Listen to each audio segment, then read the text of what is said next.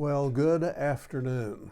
A few days ago, I was in our multipurpose area of the church building, and I noticed someone there setting up chairs and tables for a grief group that was meeting a little bit later on that day. So I engaged that gentleman in some conversation, and a short time later learned that he was indeed my first cousin, once removed.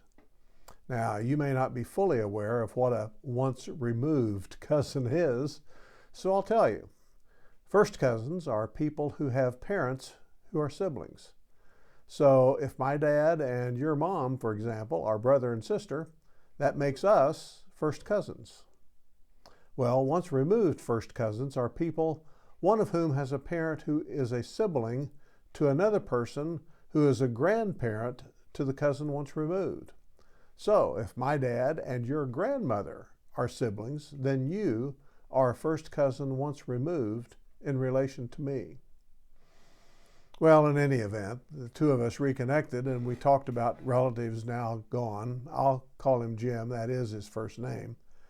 Jim's grandmother was my aunt on my dad's side of the family. Jim's father, Vernon, my aunt's son, was a psychiatrist. His practice began, I think, in the later 1950s. He had a long and a successful career in that field of practice. But what makes that unusual was the fact that Jim's family was a part of a faith denomination that, at least in that day, seemed to not fully understand mental health issues and tended to either dismiss them or to treat those illnesses as something perhaps mysterious and unknown. Those who suffered from mental health issues back then were often said to be not right, a kind of a catch-all phrase to explain away something that most didn't understand and weren't really interested in even discussing.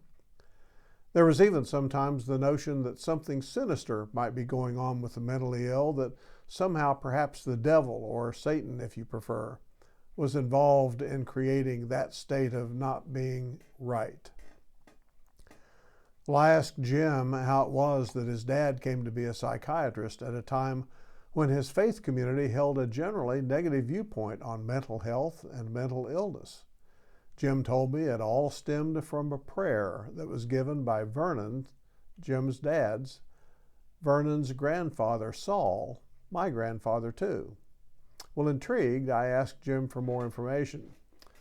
Well, Jim told me that back in that day, when prayers were given at family gatherings, usually before meals, and usually by the family patriarch, a common sentence in that prayer, in that faith tradition, would be asking God to, and I quote, give us the right use of our hands.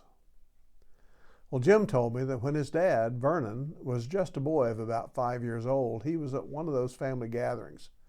And his grandfather, Saul, was asked to say the blessing before dinner, as usual. And as part of his prayer, Saul said, and I quote, give us the right use of our minds, instead of the normal sentence referring to the right use of hands. Well, that phrase stuck with that 5-year-old Vernon. He heard that same phrase some more times from grandfather Saul in the next couple of years or so. And he told his mom that he wanted to grow up to help people have the right use of their minds. And that began Vernon on the long road to psychiatry, where he ended his incredible career decades later at the Prairie View in Newton, Kansas. That phrase strikes me as well, even today. I'm not sure exactly what Saul meant when he invoked the blessing of God to the right use of our minds. It could have more than one meaning, but to even consider asking God for such a thing, even today, it's not common.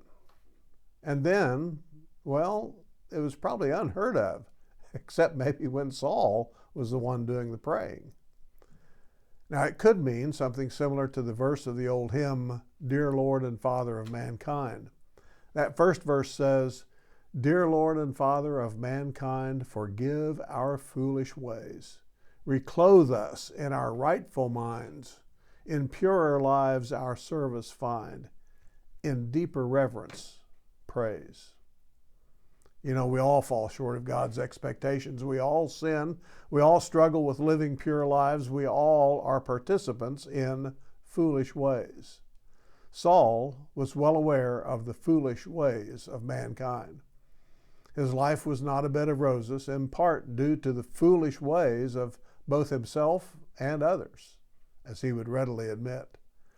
That phrase may be a plea for God to help us live pure lives of service.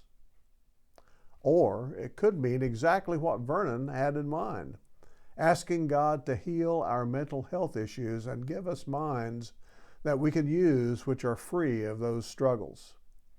Saul had a son, Robert, that wasn't right, as many phrased it back then, and died young back in the 1920s. Saul may well have had Robert in mind, which could have been the impetus for that sentence in his prayers. And God very well could respond positively to that plea by sending people who are especially equipped, such as Vernon was, to help people regain the right use of their minds. Well, either way, that sentence and those prayers had an effect, a positive effect. And it seems that God answered that prayer by sending Vernon into the psychiatric profession, possibly along with countless others, in service to humanity, to give us the right use of our minds. Blessings.